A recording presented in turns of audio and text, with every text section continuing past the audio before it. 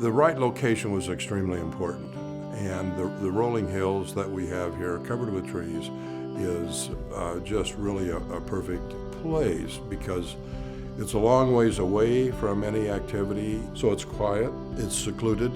It lends itself well to the privacy that people generally like to have when they contemplate. Right now, the first objective is to develop the campus for the retreat, which is up on a hill overlooking the Platte Valley. One thing that's really impressed me from the beginning on this project was when Mr. Ricketts said he wants to return this land to God. And that really sent a message to me that what we need to do here, the first and foremost, we need to preserve what God has created and return those resources back to Him.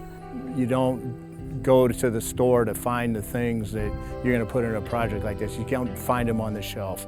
The uniqueness of it is something that really, really excites us. Everything is extremely high class, and it all has to be perfect, you know, and we understand that. So that's our goal, make it all perfect. It's a very special project, and I feel privileged that I was selected. I mean, I've worked all over the world, but this one touches me. The church here in Omaha that I like is St. Margaret Mary's, so I wanted to replicate the idea behind that church in the architecture. It's really characterized by a steep pitched roof and pointed arches and kind of sculpted stone details to create, every opening is very special. One of the big ideas was that the sides could be really open to nature, because the idea is to be able to see the environment around, to see God's creation and be really folded into that. For the main building, which is sort of a meeting room and the dining room, I hired an architect that had done a resort. There's a large welcoming living room that's kind of the center where everyone circulates during the day. Plenty of places to meditate. All of the guest rooms on the second level all have views, and they're all first-class guest rooms, 5-star quality.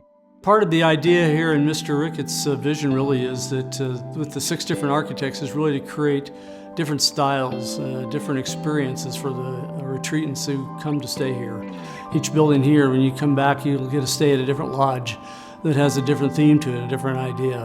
And so that, I think, makes it very unique, the fact that there are all those different designers engaged in it. We want this place to be very calm and settled, to be very simple. We sort of lead, I think, all of what we do in as much simplicity as we can, make it about the pieces and parts that it's made of. One of the hallmarks of our practice, I guess, is the extent to which we've made the outdoors a part of the living experience of the house.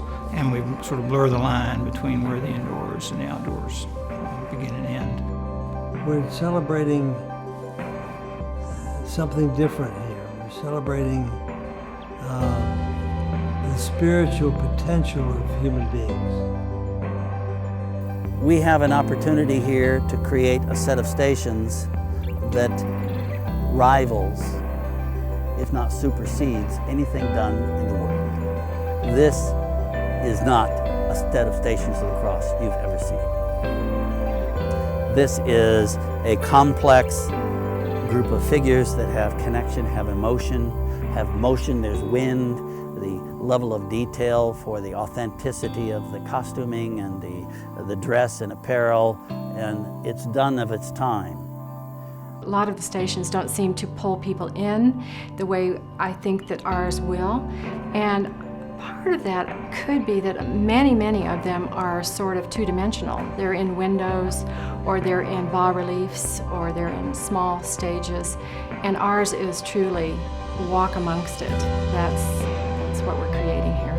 It's just an exciting thing to be involved in. It's an amazing project, and then working with 9 other sculptors is really interesting. The collaboration part, I think, is going to make this a stronger and more interesting project to have this many artists and different people approaching it. Now we're getting together with the landscape architects because we'll have to work hand in hand with them so that when we put these pieces in, they'll be situated right for the light and situated right for people as they come across these pieces on the path. Well, I think the Cloisters on the Platte obviously is going to be an extremely beautiful place. The facilities will be, they will be second to none. But I really hope the highlight for them when they come will be the retreat itself. The Ignatian retreats that will be at the Cloisters on the Platte will be 3-day silent retreats. So the importance of the quiet on the Ignatian retreat is critical, otherwise it doesn't work. It helps build character, it brings you an inner calm, it brings people closer to God, and it's very personal. We're bombarded with so much in our society, and to just be able to stop, meditate, pray, it's really an important part and just really adds to your own tranquility. Trust how powerful the experience has been in the lives of others. Ask yourself what you really need, and I think each of us will discover in ourselves that we need to be alone with the Lord. If you have never afforded yourself the luxury to go on an Ignatian retreat, you ought to do it once to see if it's the kind of thing that really gives you the spiritual fulfillment that you would like.